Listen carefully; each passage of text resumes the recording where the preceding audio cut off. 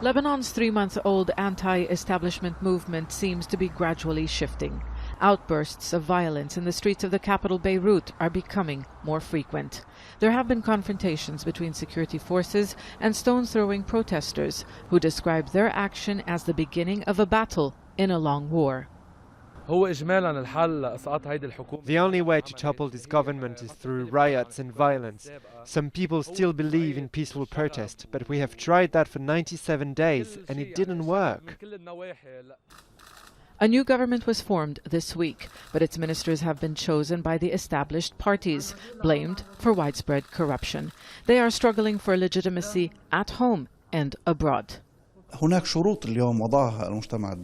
There were conditions placed by the international community. The U.S. Secretary of State, the French President, and the UN Secretary General all placed conditions for aid. They said they will deal with the government if it meets the demands of the people and if it complies with international resolutions 1559 and 1701.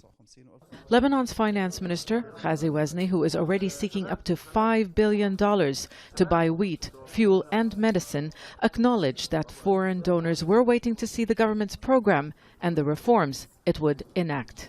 Lebanon is facing an unprecedented crisis, and the responsibility facing the government and the finance ministry is immense.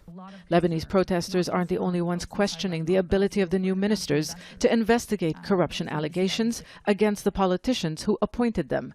Among those politicians, outgoing Foreign Minister Gibran Bassil, who attended the World Economic Forum in Davos in a personal capacity. How did you get here? How did I get here? Did you take a private plane? I came simply on my own expenses. On your own expenses? Yes. So this is family money? No, this was offered to me. As like to have friends like I that. I was invited We're here. not allowed to have friends like that when you're in government. You think? No. We're not either, unfortunately. No.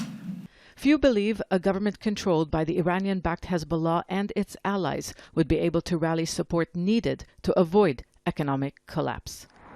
So far, there has been no offer of aid nor a statement of support from a foreign country for Hassan Diab's government. The U.S. Secretary of State, Mike Pompeo, made clear that international assistance will be unblocked when the new government meets the demands of the Lebanese people to carry out reforms and fight corruption.